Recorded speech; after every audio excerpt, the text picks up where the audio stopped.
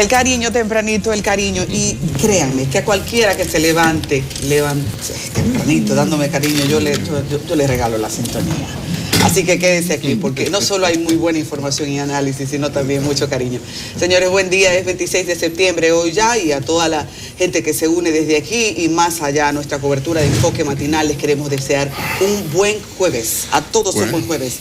El equipo se amplía porque nos acompaña Pablo Macchini como tempranito cada día y Nelson Rodríguez. Muy buenos días, bienvenidos y bienvenidas. Solo digo algo que lo vamos a explicar ahorita. No olvidemos lo principal. Ya les contaré. Señor Rodríguez. Buenos días. Esa corbata, si uno no habla italiano, no se la venden. Eso no lo venden en Abájate Butino. No provoque, Pablo, no provoque. Buenos días. También está por ahí Yanesio Espinal, que se incorpora a las entrevistas. Porque hoy andamos con un guión cargadito, repleto de cosas interesantes. Señor, esta tarde se reúne el Consejo de Ministros, va a discutir la ley de presupuesto general del Estado para el 2020. Ustedes saben que esa fue una de las razones, o la única razón que se invocó para que Danilo no viajara ayer a Nueva York, a la Asamblea de las Naciones Unidas. Las opiniones están divididas al respecto. Se cree que Danilo, como tenía contemplado ir y volver el mismo día, iba a estar bien temprano hoy en su Consejo de Ministros. Alguna gente dice que él no quiere perderle ni pie ni pisada, ni un segundo al asunto este de la primaria, y que por eso no viajó. Pero ahí está, vamos a ver qué nos trae de nuevo el presupuesto. Ustedes saben que el que se está ejecutando este año es de unos 921.800 y tantos millones. Como va increciendo año tras año, probablemente sea mayor. Y quién sabe si pasa de los 100.000 millones. Un presupuesto que no es tan complicado, porque ese presupuesto son como 4 partidas nada más que lo definen, y los otros son detalles, monte y culebra, como diría mi amigo Bienvenido Rojas. Yo voy a decir una pincelada nada más, no voy a abundar mucho porque he prometido aquí que no voy a entrar en el debate este de las encuestas. Pero ayer, alertado por un abogado amigo, me fui a la ley del régimen electoral y encontré una perla que nos va a librar de la guerra de las encuestas muy pronto. Se lo digo dentro de un rato, porque me llama la atención cómo están haciendo estos rejuegos. Cuando la Comisión Bicameral discutió la ley del régimen electoral, puso una serie de reglamentaciones con las encuestas de que para evitar las guerras. Pero quien hizo la ley hizo la trampa, y ahí está instalada la famosa guerra de las encuestas, que como decía ayer mi amigo Rafaelito Acevedo de la Galo, dice que es una guerra de las mentiras.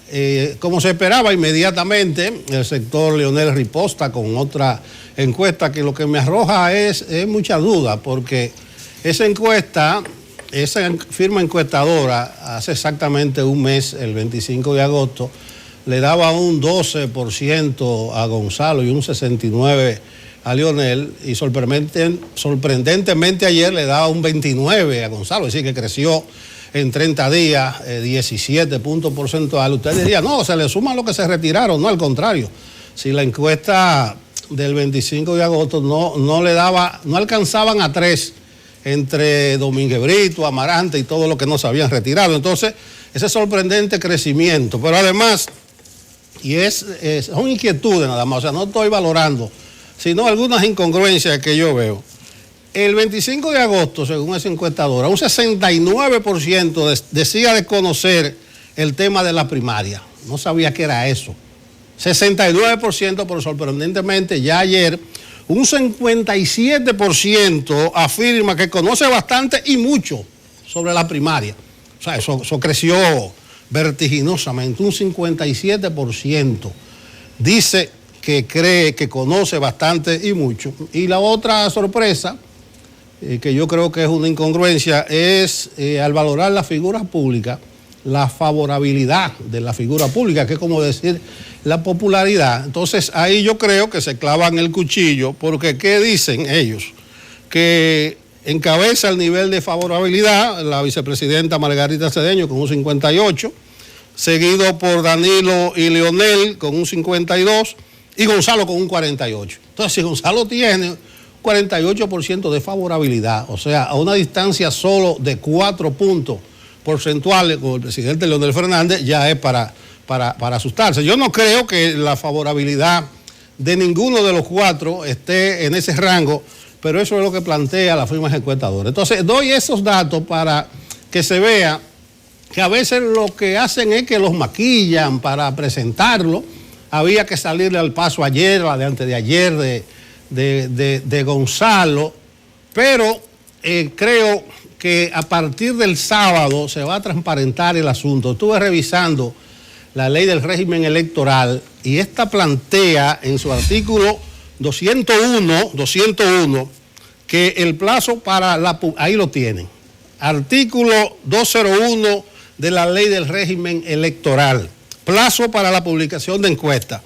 Durante los 8 días anteriores al de la votación queda prohibida en absoluto la publicación y difusión de sondeos o encuestas electorales. Previo a este plazo se podrán publicar todas las encuestas realizadas, siempre cumpliendo con los estándares generalmente aceptados sobre la materia. Si se respeta la ley, lo que dice la ley del régimen electoral, el sábado ya es el último día para publicar encuestas. El legislador, y vi los debates que hizo la comisión bicameral, decía que eso era un esfuerzo para evitar la guerra de encuestas. Entonces, ahí lo dejo, artículo 201, se lo dejo como tarea a la misma Junta Central Electoral, a ver si eso es así, como dice el artículo 201 de la ley del régimen electoral. 8 días antes hay que dejar de publicar encuestas. La verdad es que se comprende, Nelson, y se comprende el espíritu de ese artículo, pero yo también lo comprendo, lo justifico, estoy de acuerdo con ese artículo de que 8 días antes ya no se puedan publicar, pero sería maravilloso. Qué pena que no se pueda. A mí me gustaría que todas estas encuestadoras, casi Make-up Center, que es un sitio, un salón de damas que hay aquí en Piantini, Make-up Center, que son encuestadoras en versión Make-up Center de maquillaje, porque son encuestas de posicionamiento, y ustedes han visto la vulgar, este asunto de que tú sacas una hoy, mañana yo saco la mía. Entonces esto uno lo lamenta mucho porque le resta confianza de la gente al instrumento. Es como cuando se relaja el tema de la corrupción, que cuando se va a trabajar de verdad, entonces ya la gente dice, no, que es un relajo. En esto de las encuestas, uno lamenta mucho esta guerra, pero claro, estas encuestadoras cumplen, como dice ahí, los requisitos. Y entonces, bueno, hacen sus encuestas para posicionar a su candidato. Lamento lo de los 8 días, Nelson, porque me hubiese encantado que a Sisa y la de Gonzalo y la de Luis y la de Hipólito presentaran una el viernes, el 6, 5, el viernes 4. Sería maravilloso para uno agarrarlo por el pichirrí ahí. Porque ahora, como son 8 días, por ejemplo, a Sisa me dice 69-12. Leonel 69, Gonzalo 29 la de ayer. Saltó Gonzalo de 12 a 29, que era lo que decía. Es la anterior, sí, pero sí. 69-29. Sí. ¿Verdad? Exacto. Entonces, si esto cambia mucho, así se me va a decir, no, lo que pasa es que pasaron 9 días, en 9 días una primaria, cambia mucho. A mí me encanta el último golpe que tú dices, diablo, qué poco serio usted, señor, mire. Pero aquí, en esto de los 8 días, le permite a las encuestas de cada candidato, porque no seamos tontos con P, cada equipo tiene su encuestadora para esta guerra.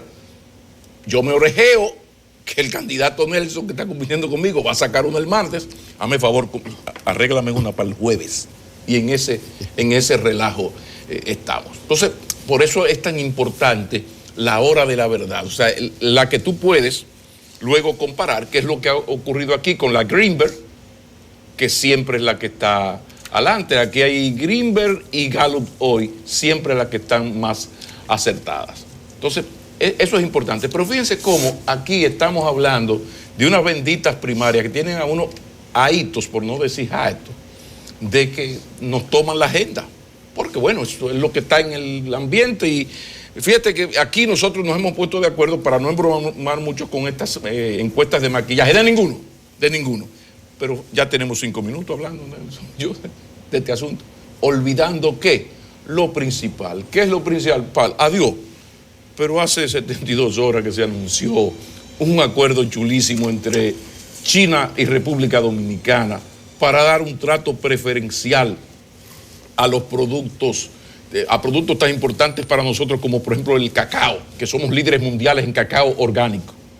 Y lo que eso significa en millones de dólares. Pues es una nota que mandó CIRD, creo que Agricultura, y eso pasó sin pena de adiós, pero ahí sí hay Naiboa. Ahí sí es, por ahí es que prende la cosa. No, pero fíjate que nosotros estamos en que la de Lionel sacó, entonces Gonzalo le responde, porque son unos chistes. Uno agarra estas encuestas de posicionamiento y nos pasamos las 2 horas en plan de gadejo, de chistes. No, pero coño, ¿cómo va a ser que tal cosa? Pero espérate, aquí el tiro. ¿Y cómo es posible? O sea, absurdidades, bueno, porque son eso. Y como están reconocidas por la Junta, cumplen más o menos los requisitos. En esto de la demoscopia no es tan difícil vía el diseño del cuestionario, vía de los lugares donde se va a entrevistar, pues tú manipular el asunto. Y en esto tampoco es que crean ustedes que hay muchos inocentes. Lo que pasa es que las encuestadoras se cuidan de eso que yo llamo la hora cero, que es el resultado que me va a presentar Gallup hoy, Greenberg, Acisa, Newlin, y que yo puedo después comparar. Adiós, Newlin. ¿Y cómo tú me explicas que tú le diste 70 a este y 30 a este y ahora salió al revés en 15 días?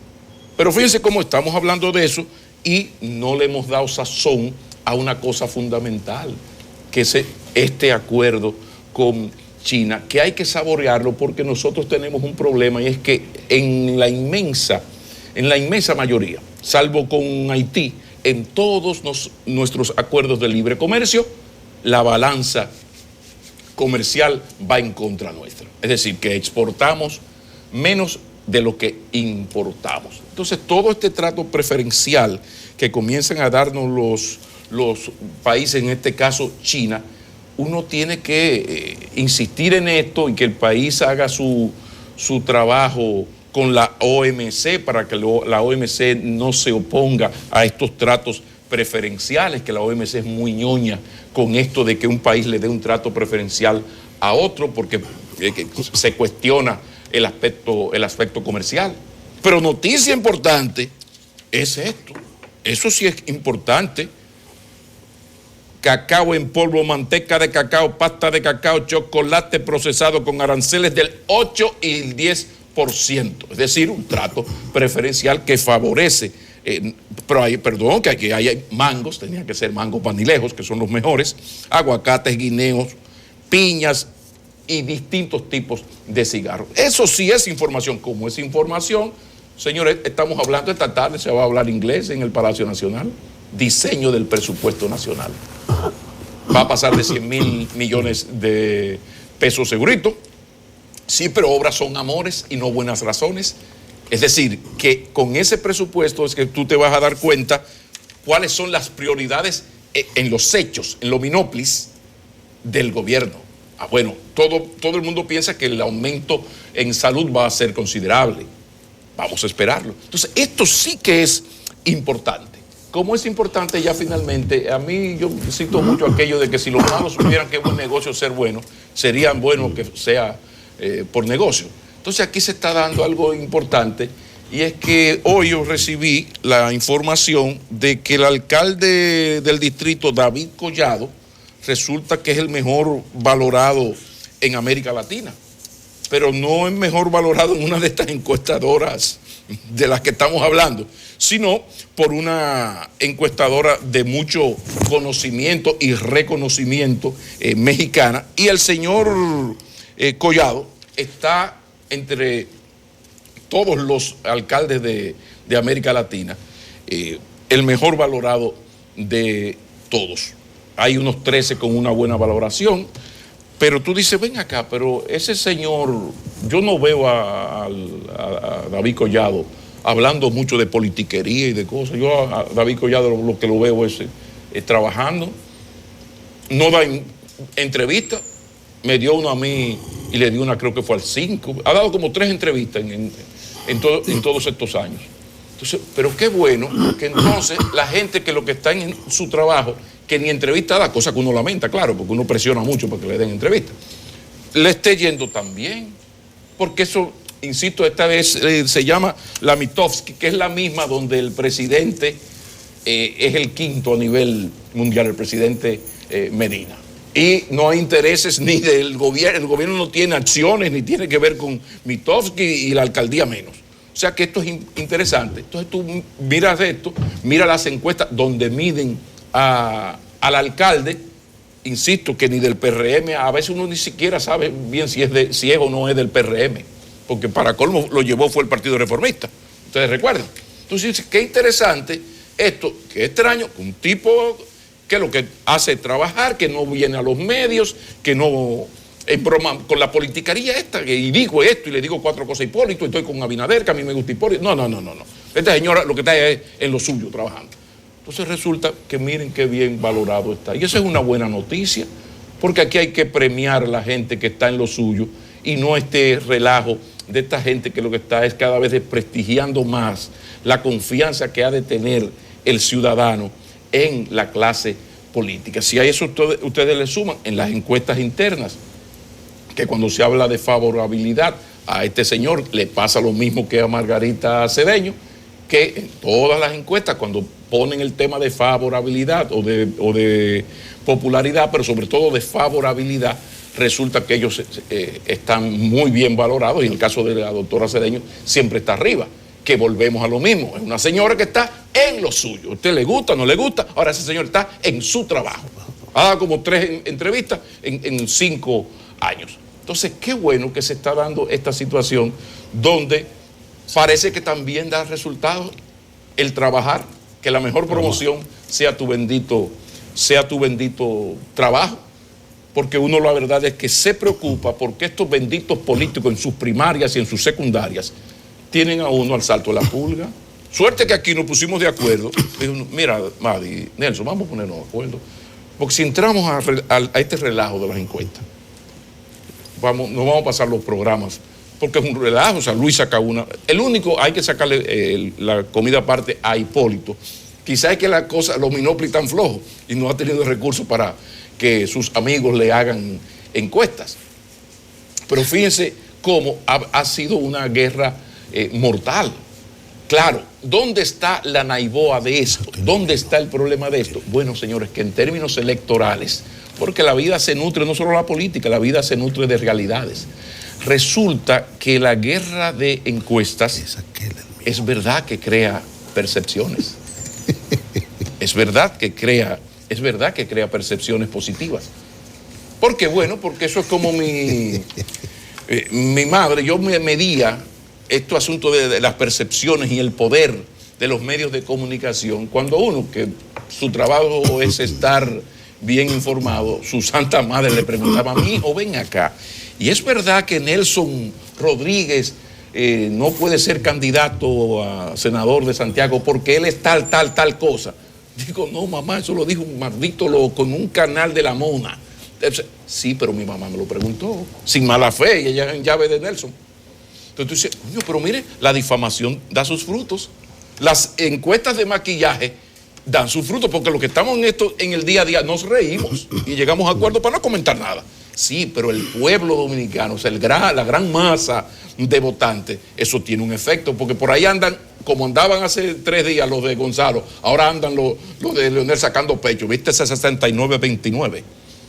Y lamentablemente esto tiene un efecto, y por eso ellos se gastan esos millones en esta guerra. Pero termino como comencé. Señores, el pueblo dominicano, no olvidemos lo principal. Saludos a CIRD, Ministerio de Agricultura, Cancillería, a la gente que está haciendo su trabajo, que ha logrado este acuerdo chulísimo entre China y República Dominicana para un trato preferencial a productos tan importantes para nosotros como el cacao o el bendito mango vanilejo, el mejor de la bolita del mundo.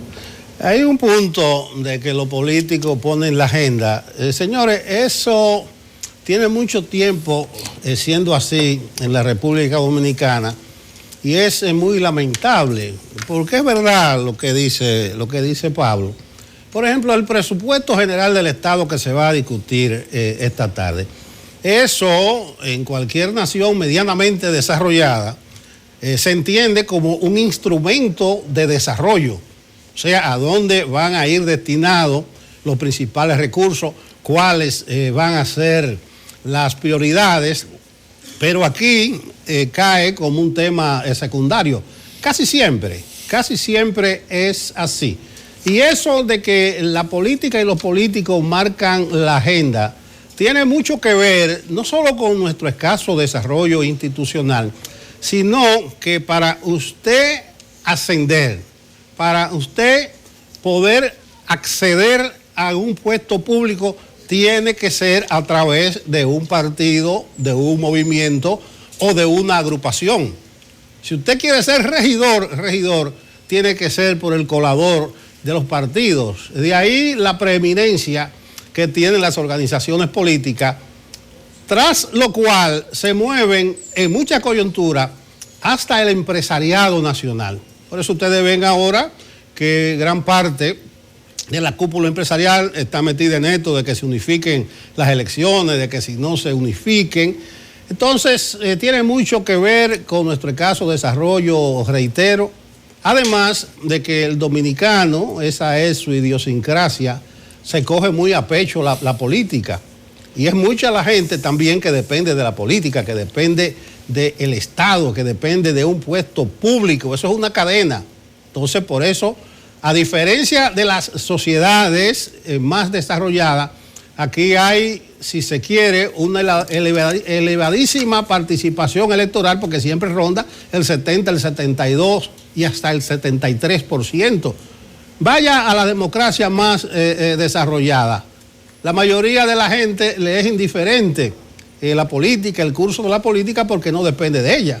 Nuestro amigo principal, los Estados Unidos, ahí ronda siempre cerca del 50% la abstención electoral. Y eso no preocupa ni siquiera al sistema, porque se asume como que la gente está conforme con lo que existe. O sea, no hay un peligro de capitalismo, socialismo, democracia, autoritarismo. Entonces, por eso la gente le es indiferente, pero nosotros no. Entonces, eso perjudica porque la agenda la ponen los políticos, la agenda la pone en la política. Y la política que se ve y la que no se ve. Señores, hay una guerra soterrada en las redes sociales, lo que le llaman campaña sucia. Si a mí me llegó, probablemente la mayoría de ustedes le ha llegado. Me sorprende que vi que un primer spot que no vino del sector de Leonel, sino que se supone que vino del sector contrario. Y digo que sorprende porque la acusación era que la gente de Leonel venía con una campaña sucia a partir del 24, del 25. Incluso el propio ministro administrativo, José Ramón Peralta, reveló ayer que había sido contratado un experto mexicano para esto, para una campaña sucia. Pero hay un spot ahí contra Leonel que vamos a decir que es más negativo que sucio, porque está documentado con hechos que se pueden constatar.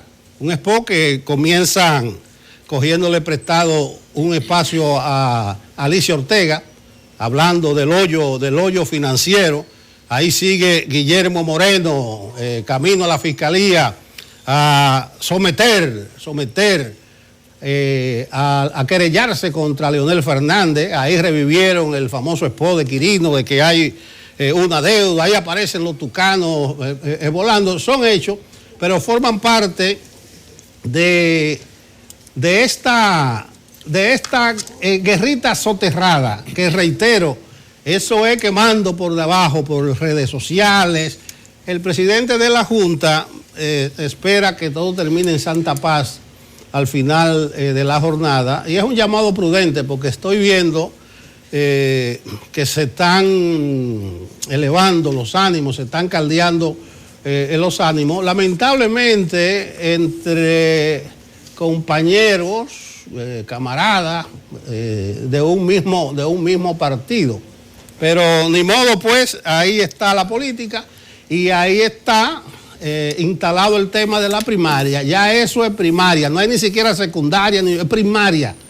Eso es primaria, el desayuno, a la comida y a la cena. Y es típico de la República Dominicana, donde los partidos políticos son los que ponen y dominan la agenda. Lo que pasa es que, Nelson, en la República Dominicana es un país muy especial. Lo que dice el doctor en filosofía, Cuquín Victoria, lo que decía hace 30, 40 años, tiene mucha razón. Nosotros somos, lo de especial yo se lo explico en el momento de que, por ejemplo, difícilmente hay un país en América Latina donde estén compitiendo partidos todos de más de 30, 40 años. Y digo 30, 40 años porque recuerden que el PRM en verdad es el PRD, porque el PRM tiene 30 y tantos y el PRD tiene 4, 3 y bajando. Es decir que aquí lo que uno llama la partidocracia sigue siendo absolutamente reinante. Eso es extrañísimo. En América Latina gobernó Evo Morales, de donde salió, gobernó el caso de Chávez, por supuesto, los Kirchner, el caso de Correa en Ecuador, el caso de Centroamérica, donde hasta un humorista, la gente crea un movimiento, de los 6 meses llega a la presidencia. Aquí en las últimas elecciones, entre el 94 y el 97% de ese 70 y tantos por ciento que vota, lo hace a los dos grandes bloques de la partidocracia. Y eso es especial en República Dominicana, porque en el resto de América Latina la partidocracia tradicional ha llegado a un nivel de crisis, ha llegado a un nivel de desconfianza de la ciudadanía hacia la política y los políticos, que ha generado todos estos movimientos. Sin embargo, en República Dominicana todavía no, y yo tengo dicho que esto va a seguir así hasta que llegue una crisis económica. Pero eso es especial porque cuando los norteamericanos sembraron América del Sur de dictaduras asesinas, genocidas, recuerden Stroessner, recuerden la Operación Cóndor, aquí fue una dicta blanda, que cuando usted compara los 12 años con Videla, entonces la cosa no es tan grave, que fue inaceptable, cuidado. Pero recuerden que en ese proceso, ya en el 78 comenzamos nosotros a jugar a la democracia con el presidente Antonio Guzmán y el PRD. Todavía en el 78 seguía América Latina llenísima de dictaduras. Y a partir de República Dominicana y el gobierno del PRD en el 78 es que eso comienza, a cambiar. Entonces aquí el análisis de lo político uno tiene que verlo con tranquilidad y analizarlo, compararnos, porque la República Dominicana es de esos partidos, es de esos escasos países donde la gran crisis de la partidocracia todavía no ha llegado. Y tanto no ha llegado, insisto, que la competencia es entre un partido fundado en el 39 y otro fundado en el 73. Y tanto es así que al fin y al cabo la guerra es entre un señor que ya fue el presidente en el año 96, hace 23 años, y otro señor, o su delfín, de un señor que ya en el 90 era presidente de la Cámara de Diputados. Entonces un poco la República Dominicana es un país muy especial y por eso en el análisis uno debe ser sumamente cuidadoso. Llegó Iván Gatón. Ya llegó, está por ahí. Sabes que es aparte de un tremendo profesional, también muy responsable y puntual. Señores, Pablo ahorita estaba mencionando algo que tendremos que seguir abordando en el programa. Las influencias y lo que puede determinar el futuro en República Dominicana, hacer buenos negocios internacionales y cómo en esta coyuntura lo que está pasando con China es necesario entenderlo. Hablaremos de esto y más porque tenemos un invitado de lujo, el profesor Iván Gatón. En política internacional hablaremos de eso y más en breve.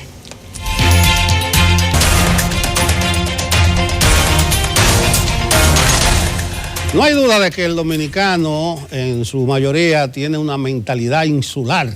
Incluso a veces parecemos que vivimos ajenos a lo que pasa en el mundo. Nos creemos el ombligo del mundo. Pero este es un mundo ahora muy interconectado, globalizado, se dice. Y lo que ocurre fuera repercute dentro y a veces con mayor magnitud que los hechos internos. Por eso me he invitado hoy a un experto en esta materia internacional, Iván Gatón. Él va a tratar de explicarnos a nosotros estos acontecimientos que la semana pasada decíamos, problemas en Arabia Saudita, problemas en Irán, el petróleo se dispara, eso repercute en la República Dominicana, sería gravoso para el presupuesto, etcétera, etcétera, etcétera. Entonces vamos a ver una panorámica internacional y creo, Iván, luego de darte los buenos días, que podemos comenzar por ahí, por Medio Oriente, porque hace varias semanas Estados Unidos comenzó una serie de escaramuzas con Irán y más reciente está el asunto de los 2 pozos petroleros de Arabia Saudita, un ataque moderno con drones que inmediatamente asustó al mercado y se dispararon los precios del petróleo, principalmente el que nos interesa a nosotros, que es el West Texas. Vamos a ver qué es lo que está ocurriendo en el Medio Oriente que está preocupando tanto al mundo. Si tú podrías gráficamente, que el dominicano común, el de a pie, lo pueda entender. Entonces vamos a trasladarnos un poco allá. Sí, muy buenos días. Evidentemente la zona de Medio Oriente va a seguir siendo una de las zonas más neurálgicas porque la adicción de la sociedad industrial, es decir, cuando el mundo pasa de tener esa sociedad,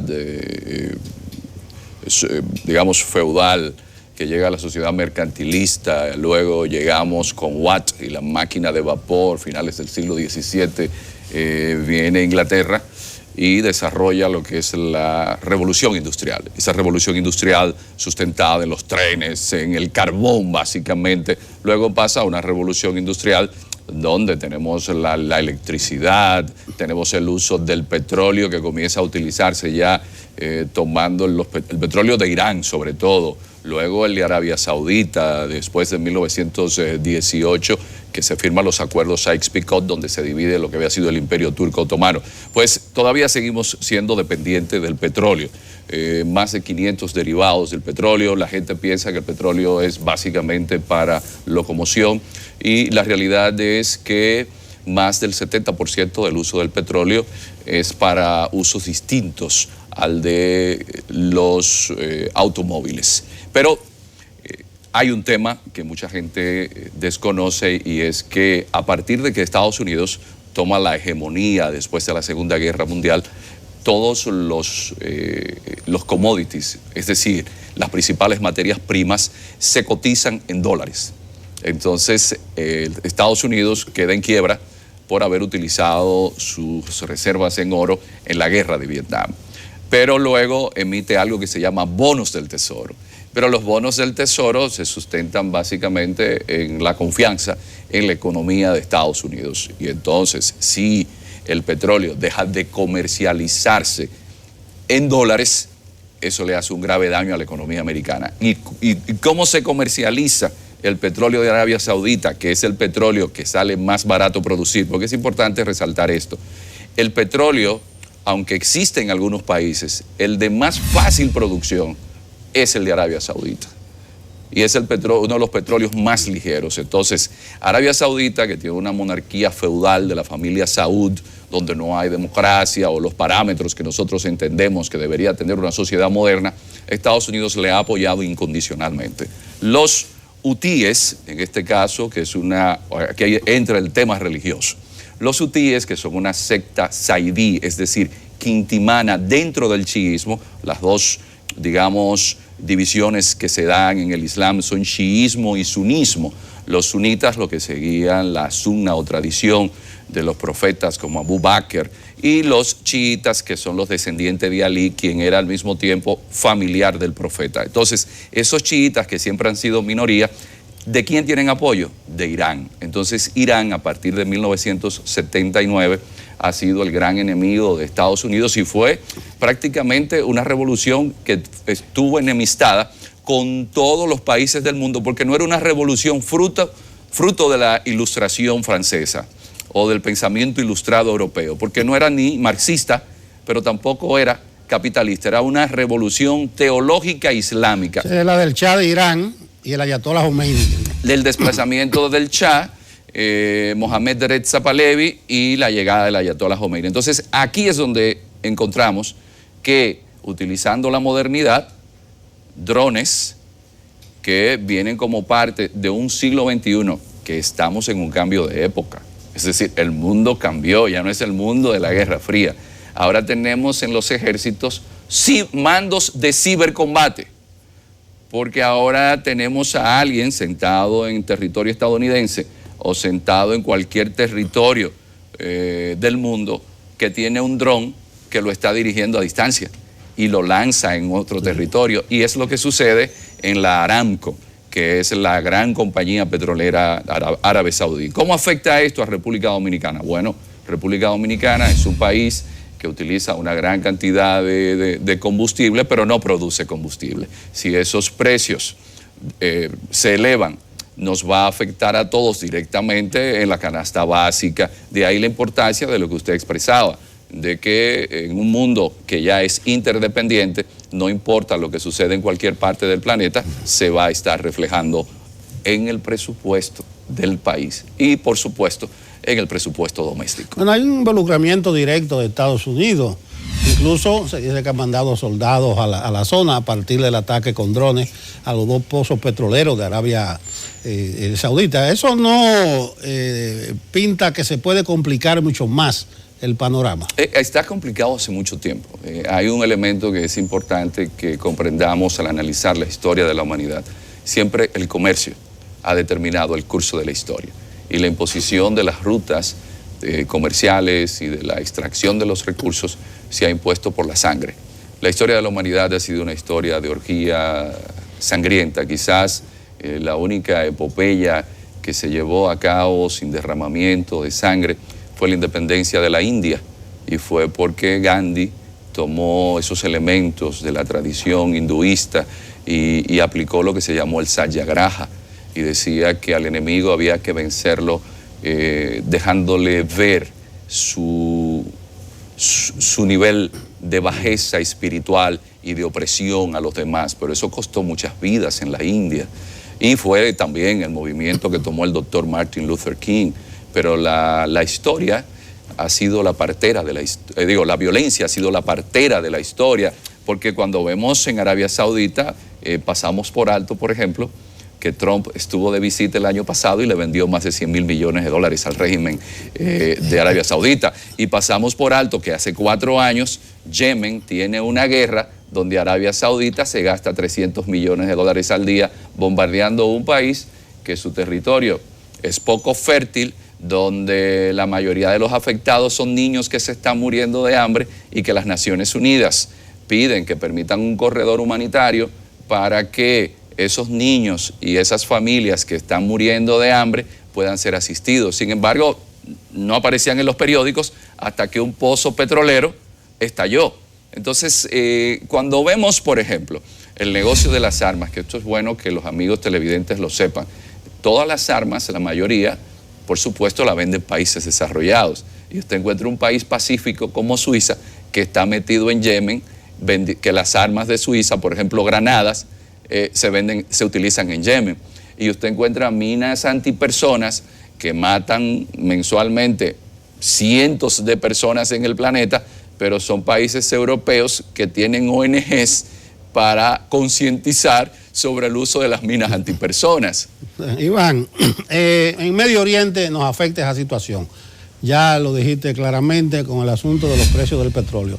Pero si nos movemos a Asia, entonces vemos la guerra arancelaria de Estados Unidos, China. Nosotros también bailamos en esa fiesta. Bueno, todos bailamos en esta danza que es el neocantianismo, que se planteó a partir de que en la Liga de las Naciones, lo que fue el fruto de la Primera Guerra Mundial, el idealismo wilsoniano, ese planteamiento que ya Kant había previsto de que se necesitaba una humanidad más cohesionada en cuanto a valores, y esos valores vinieron en el siglo XX con Naciones Unidas como la gran institución, que esos países iban a estar regidos por un libre comercio, porque todos somos interdependientes. No pasemos por alto que en plena Guerra Fría Estados Unidos le vendía trigo a Rusia. Es decir, de una manera u otra somos independientes, porque Estados Unidos y Rusia, a pesar de sus diferencias, nunca han dejado de asistirse en cuanto a tecnología espacial. Es decir, hay elementos que se demuestra que la familia humana es familia humana más allá de las diferencias políticas e ideológicas. Y China absorbe gran parte de la deuda de Estados Unidos. Entonces, lo que hace Estados Unidos es que en plena Guerra Fría, para ellos tener un espacio donde en el Asia, ese gran bloque que era el bloque comunista, porque estaba Rusia, pero estaba China, estaba Vietnam, dice, no, espérate, déjame yo partirlo en dos y me acerco a China, que está guapo con Rusia, porque Rusia se había comprometido con China a darle tecnología nuclear para tener armas nucleares. No lo hace, ese fue uno de los elementos que desencadenó el alejamiento ruso-chino, y el otro por las disputas en el río Usuri, en la isla Chembao, y ahí es que viene el acercamiento, y Estados Unidos tiene con China una relación que resulta incluso hasta paradójica, porque Estados Unidos es quien deslocaliza sus empresas para llevárselas a China. Los chinos entonces le compran a Estados Unidos bonos del tesoro, porque no le conviene a los chinos que la economía americana colapse, porque ¿quién le va a comprar a los chinos los productos? ¿Y de quién son esas empresas, esas 45,000 empresas que Trump tan fervientemente atacó porque se habían ido a China? No son estadounidenses, son estadounidenses. Entonces, la deslocalización del comercio mundial, siendo China un gigante, porque hay que ver las proporciones de China, un país de 1.400 millones de habitantes, 9 millones de kilómetros cuadrados. Estamos hablando que ha sacado 800 millones de personas de la pobreza, que tiene 400 millones de personas que son clase media, es decir, más que la población completa de Estados Unidos. ¿Para quién es China un gran mercado? Para Estados Unidos. Lo que no se ha dicho en la guerra arancelaria con Estados Unidos es lo siguiente, y es que como hablábamos de esas revoluciones industriales, esos grandes saltos que dio la humanidad, hay uno que no se menciona y que ya no es de Occidente, y es la tecnología 5G. Y en eso se le adelanta a China a Estados Unidos, y eso va a ser el Internet de las cosas. ¿Qué significa el Internet de las cosas? Un negocio que multiplica por 3 el negocio del petróleo. Por eso se quiere prohibir que Huawei, que Xiaomi, que ZTE, que son empresas chinas, estén en países aliados a Estados Unidos, como es América Latina. Por cierto, Estados Unidos tiene razón. Quien tenga la tecnología 5G va a ¿qué? Va a dominar el planeta, básicamente. Pero en ese pleito de gigante, ahí está República Dominicana, se dio a conocer un acuerdo de exportación de productos dominicanos a China. Eso tal vez signifique que la República Dominicana se está moviendo inteligentemente y que más que salir perjudicada de este match, está sacando algo de ventaja. Pero geopolíticamente hablando, se hacía casi imposible que se pudiera estar de espaldas al país que Estados Unidos le pide que le compre sus productos, que Estados Unidos le pide que le invierta, que Estados Unidos estableció relaciones diplomáticas hace más de 40 años. Es decir, si Estados Unidos clama porque China le invierta, si Estados Unidos clama porque China le compre sus productos, ¿por qué República Dominicana va a estar de espaldas? Entonces hay un tema que sí es de preocupación para los servicios de inteligencia de Estados Unidos, y es que China poco a poco se ha convertido en el principal socio comercial de muchos países de la región. Entonces han hecho un gran proyecto, muy inteligente por cierto, es el proyecto de la Franja y la Ruta de la Seda. Entonces, esto es una inversión que implica puertos, aeropuertos, y si, por ejemplo, se incluye ya el muelle de Mariel y de ahí se incluye un muelle de República Dominicana, ¿qué pasa? China está entrando en el patio trasero de Estados Unidos, como ya entró, es decir, Brasil, su principal socio comercial es China, pero Perú, su principal socio comercial es China, y hay una carretera que entra hacia la zona de la Amazonía para sacar materias primas por el muelle del Callao en Perú, para llevársela ¿a dónde? A China. Chile, el principal socio comercial de Chile es China, porque no solamente le compra productos agrícolas, sino que además el cobre que necesita China se lo compran a Chile, que es el país que exporta el 60% del cobre del planeta. Es decir, que República Dominicana no podía estar de espaldas, y hay que reconocer que si queríamos un lugar en el Consejo no permanente, el Consejo no, como miembro no permanente del Consejo de Seguridad de Naciones Unidas, no íbamos a ingresar sin el apoyo de China. Bueno, precisamente vamos a ver el papel que estaría jugando República Dominicana en ese asiento que tiene. Y además ver la situación de Venezuela. Ahí se metió República Dominicana en el TIAR. Pero danos un par de minutos, Iván, para nosotros atender unos compromisos comerciales. Volvemos en breve.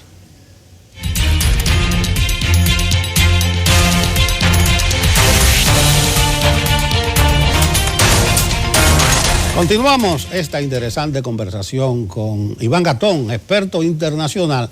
Ya hicimos un breve recorrido por Medio Oriente, por Asia. Vamos a caer un poco para este continente.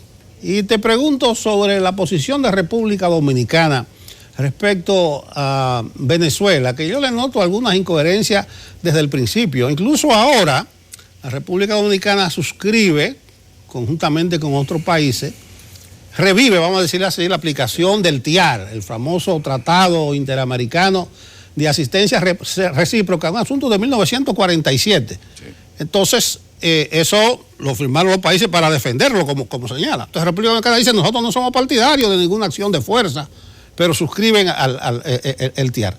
¿Cómo ves tú la situación de Venezuela, que se ha mantenido, ya eso va por más de 20 meses, desde que estalló la crisis que se pensaba definitiva?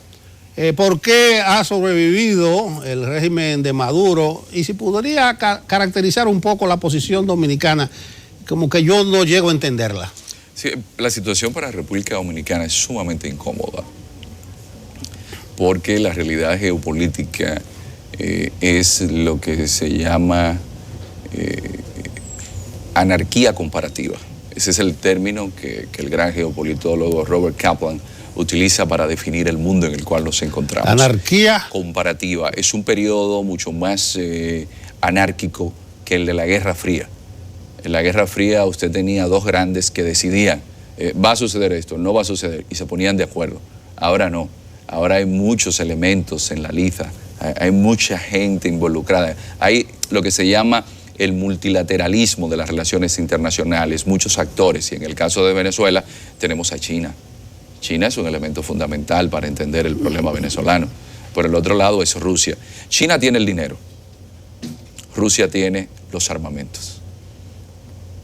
Y por otro lado tenemos una especie de alianza ruso-china, donde tanto Rusia como China desafían el orden geopolítico mundial, porque hacen algo que no se había visto y que todos los teóricos geopolíticos, sobre todo el gran teórico de la doctrina geopolítica inglesa, Halford John Mackinder, hablaba de Eurasia, lo que se conoce como el Heartland o la región cardial.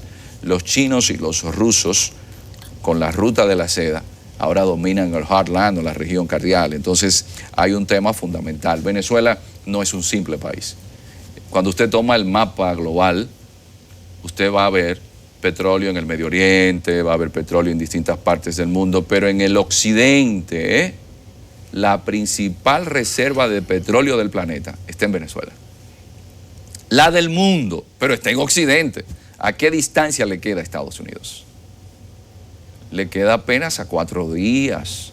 Por eso cuando se dio la crisis del petróleo con la guerra de Yom Kippur en 1973, los europeos le dicen a los americanos, mira, tú no tienes el problema tan grave como lo tengo yo, que dependo completamente de Medio Oriente, porque tú tienes a Venezuela ahí.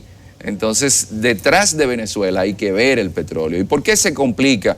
Y vemos lo del TIAR. Y es bueno citar lo del TIAR. El TIAR fue un acuerdo que se firmó en el 1947, lo cual demuestra que Estados Unidos, en una visión geoestratégica, antes de firmar el acuerdo de la OTAN, que fue en el 49, dice, no, primero el TIAR. ¿Por qué?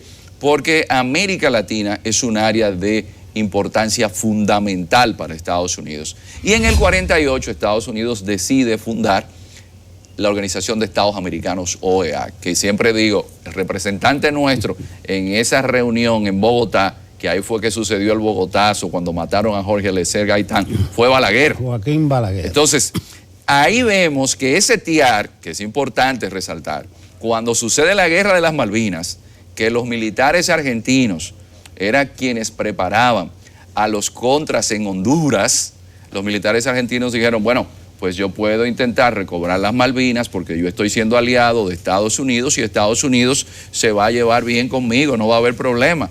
Pero ¿qué hace Estados Unidos? Estados Unidos, Thatcher, que había cambiado las reglas del juego y había comenzado a privatizar y tenía a los mineros de Escocia levantados, le convino lo de las Malvinas, porque Reagan, ¿qué hace? Le quita el apoyo a los militares argentinos y cuando se dice hay que aplicar el TIAR, porque el TIAR dice que si hay una conflagración o militares que vienen de otra zona del mundo, América Latina, todos los países de la región deben unirse.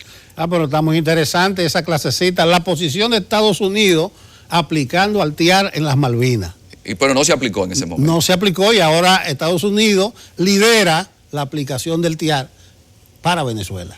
Lo que sucede es que la academia, y ahí siempre yo le pido excusa a los servicios de inteligencia, porque casi todos estos programas de televisión los monitorean y luego los ven en YouTube, de que uno lo que hace es academia, entonces uno ve la historia y la filosofía, porque con eso es que se hace academia.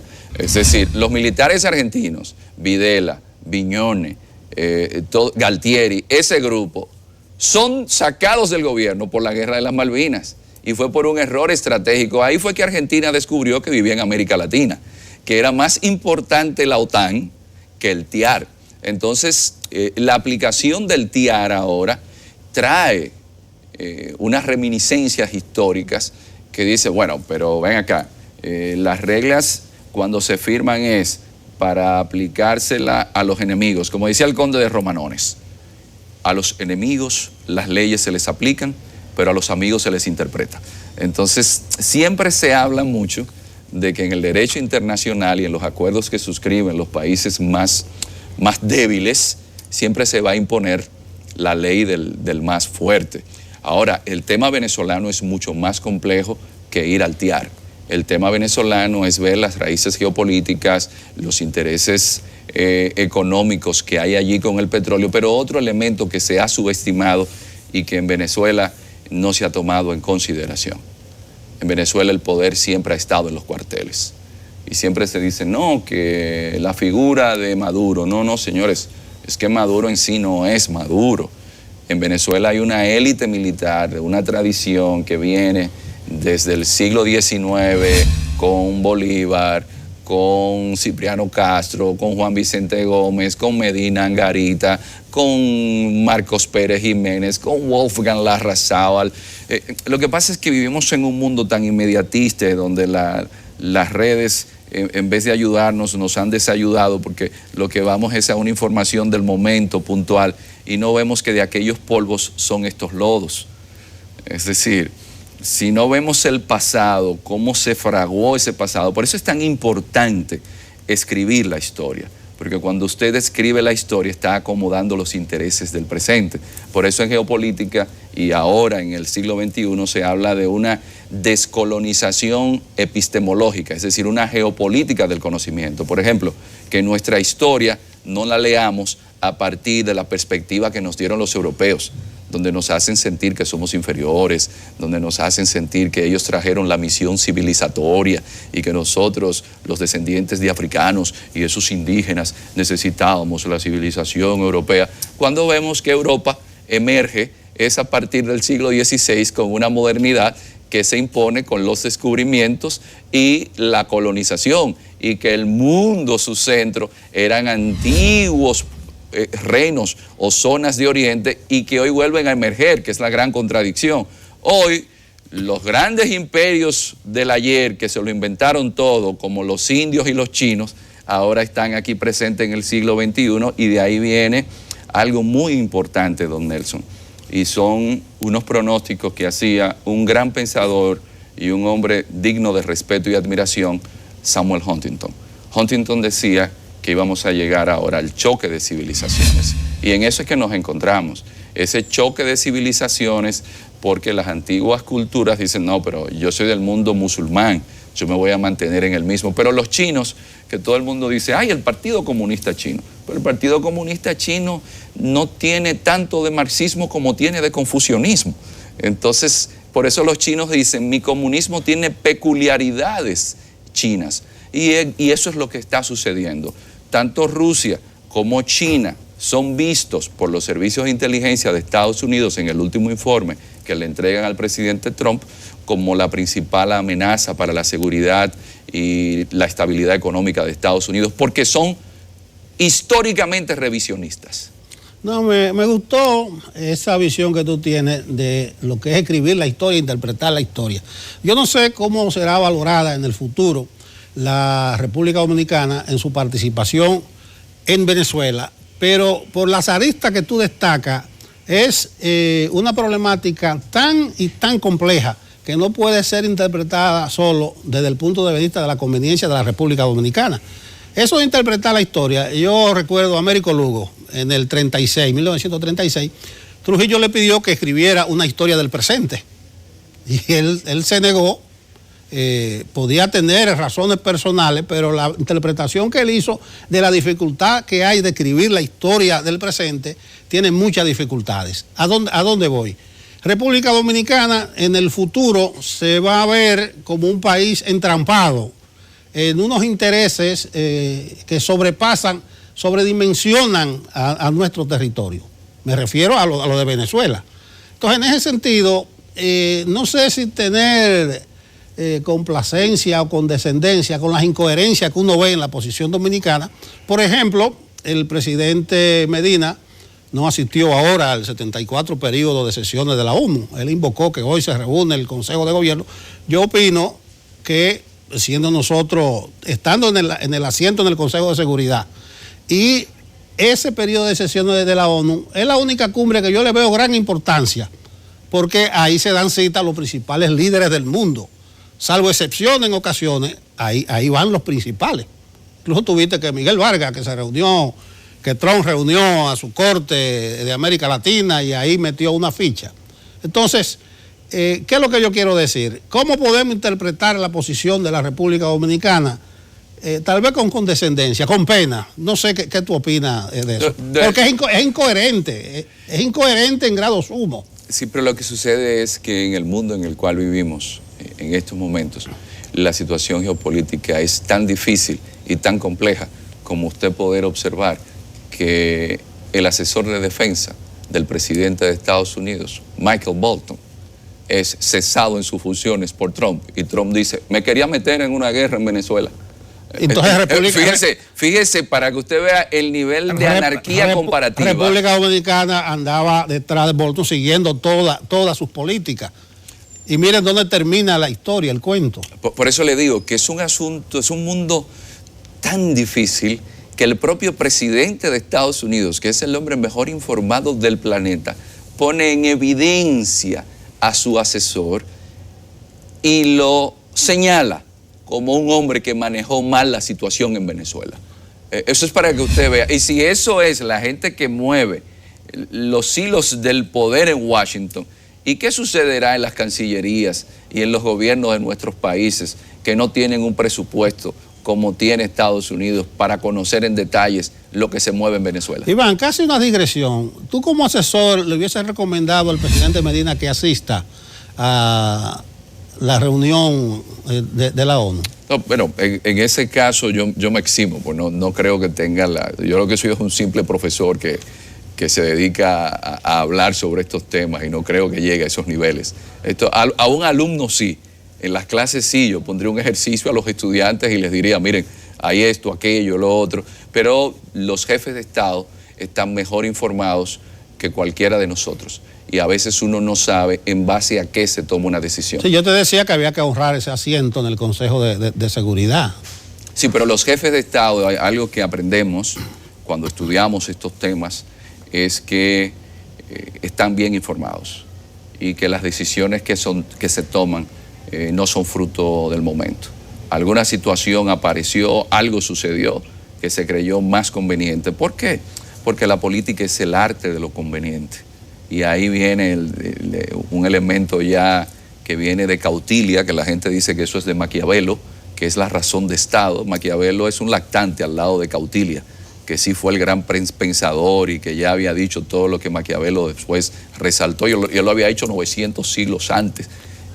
Cuando se escriba la historia de esa no participación de Danilo, entonces se va a saber las razones de Estado y las informaciones que manejaba. Hay un tema que llega de repente, el juicio político a Donald Trump, que está por implementarse. ¿Tú crees que eso tendrá algunas repercusiones, no solamente en Estados Unidos?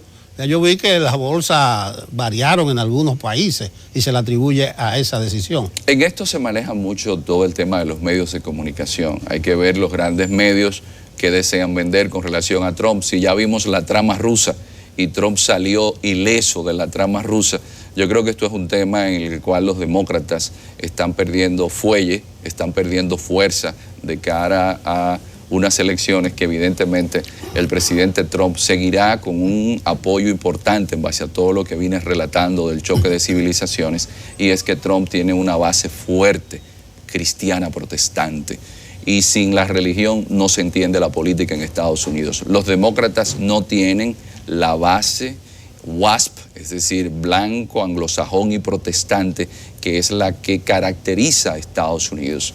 Trump supo ganarse ese sector con sus políticas anti-LGTB, que hay que reconocerlo. Trump puso un tente ahí y dijo, los valores de Estados Unidos son estos. Entonces es un hombre que ha sabido manejarse políticamente de una manera inteligente y ha inaugurado una nueva era en la política. Trump es el hombre que llega al poder en base a fake news. Es decir, Trump hizo todo un diseño de fake news. Trump es un hombre que llegó al poder como requeriría el siglo XXI actual, como un showman, de reality show. Es decir, él ha podido llegar con todos esos elementos de la sociedad narcisista, de esta distopía que tenemos ahora como humanidad.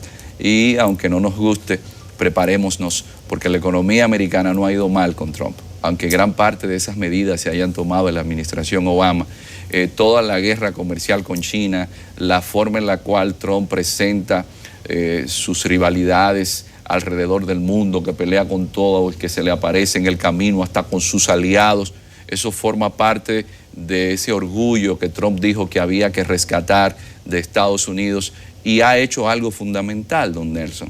Trump ha cumplido con su programa de gobierno. Trump ha logrado que le den los fondos para el muro. Es decir, que después de haber caído el muro de Berlín, de ver que la muralla china no sirvió para detener a los mongoles, estamos hablando que en un mundo globalizado, donde si usted subsidia a sus productores agrícolas, los productores agrícolas de otros países tendrán que irse para el territorio suyo porque no tienen oportunidad de competir. Bueno, yo recomendaría a la gente, ya al final, que le preste atención a esa apología que hace Iván de Trump, porque el hombre se ha reído de todo el mundo. Pero yo no, en sí yo no hago una apología, yo hago una exégesis, una interpretación de la realidad de un hombre que viene de fuera de la política y se llevó a Hillary Clinton, señores. Arrasó con los hijos de Bush, arrasó con Jeb Bush y con todo el mundo. Es decir, quiérase o no, Trump ha sido un hombre que ha demostrado sagacidad, astucia, y que es el presidente de Estados Unidos. La vida se nutre de realidades. Trump está ahí. Y después que decía lo que él expresaba sobre Kim Jong-un, se reunió con Kim Jong-un y cruzó a Corea del Norte, un problema que tenía más de 60 años ahí establecido. Y con todo y tener el problema que tiene con Irán, ha dado guiños de que podría reunirse con Irán. Es decir, Trump ha sido un hombre, como dirían muchos en estos tiempos, pragmático en la política. Bueno, yo coincido en gran parte con esa visión que tú tienes, pero eso yo creo que él va a terminar su periodo de gobierno. Creo que lo del juicio político no va a pasar de ser una escaramuza por la forma en que llegó ahí. Iván, ¿algo para despedirte del televidente con este mundo tan convulso y raro? Sí, mire, hay algo importante que en un mundo globalizado es fundamental estar bien informado y comprender. Hay un escritor que me interesa que las personas, si tienen tiempo, puedan leerlo, que es el autor español Pedro Baños, un militar que nos ha permitido a todos comprender mejor cómo funciona el planeta. Y es bueno leer a don Pedro. Y ya a nivel local, aquí en este trabajo que tenemos, aunque se ha agotado, si me lo piden se lo puedo enviar de manera electrónica. Aquí de forma, digamos, didáctica, pedagógica, están los principales conflictos que se han venido presentando en el planeta y sobre todo para comprender el mundo musulmán, con un Haití al lado que ya tiene 50 mezquitas y tiene congresistas musulmanes, y que es importante que en nuestro país también, que ya tenemos varias mezquitas, incluyendo los llanos de San Pedro de Macorís, que nosotros comprendamos qué es el Islam y por qué es la religión que está desplazando al cristianismo y que, bueno, según los rusos, dentro de 70 años el cristianismo va a estar desplazado por el Islam. Y es bueno que conozcamos cómo funciona el mundo en que nos ha tocado vivir. Bueno, despedimos a Iván Ernesto Gatón con estas 2 recomendaciones de lectura, incluyendo su libro Temas Internacionales. Muchas gracias, Iván. Como decía al principio, se ve lo apasionante que es la problemática mundial y cómo incide en esta pequeñita islita. Las gracias de nuevo y nos encontramos a la vuelta. Gracias. Continuamos con Enfoque Matinal. Me has dado luz de qué hacer el fin de semana, Nelson.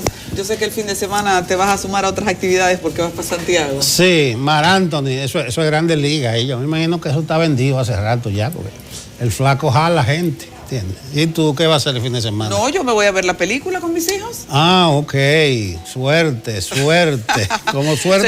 Como suerte tiene alguna gente. Tú me hablabas de un ex de la DNCD que no pudo sacar el malvete. No, fíjense ustedes, ya ayer se unía a toda esta ola la denuncia de un grupo de motoristas, de una asociación de motoristas, porque uno de ellos tenía más de 150 multas. En el día de hoy, entonces, se hace sonoro el caso de un ex también de la DNCD, porque no puede renovar su marbete por esto. Es la temporada de los marbetes la que está sacando esa pus. Muchos casos que la gente no logra entender cómo llegan a ser, así, a multiplicarse como el arroz.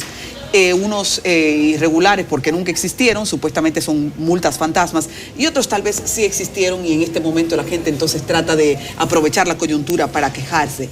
Pero lo que no se puede negar es que hay irregularidad en ese sistema. Y hay una irregularidad que las autoridades no han conseguido remediar porque ya en otras ocasiones esto se ha convertido en un escándalo. ¿Qué pasa ahí? Eso descalifica al Intran y a todo el sistema de organización del tránsito que procura que le tomemos como una autoridad en todo el sentido de la palabra. Entonces no es posible que continuemos con una llaga como esta. Hay que sacar los marbetes, Nelson. Sí, yo a propósito de tan masiva y generalizada esa denuncia a nivel de todo el territorio, habrá que prestar atención a esto de las multas falsas, porque debe haber algo de verdadero. Aunque, ojo, ahí hubo un conductor del este, creo que digo ahí, que aparecía con más de 100, y cuando se analizó el asunto se quedó como en 60 y él decía que él la rompía y la botaba y nunca se interesó por pagar una multa. A propósito de ese ex de la DNCD, yo quiero decirte, Adical, que Dios se lo dio, San Pedro se lo bendiga, porque tremendo auto tiene ese hombre y moderno. Caramba. Sí. Señores, atentos a lo de las multas, entonces seguiremos viendo incidentes, piensa uno, porque no son casos aislados. En la medida que uno va viendo más ejemplos, llega a la conclusión de que hay un cáncer en ese sistema y que es irresponsabilidad del Intran que continúe esto evidenciándose. Es una irresponsabilidad, no puede ser. Este día averigüe cómo está, entonces, puede consultarlo en línea de paso. Usted puede entrar a la página del Intran en línea y saber si tiene multas. Buenos días, siga en sintonía de CDN.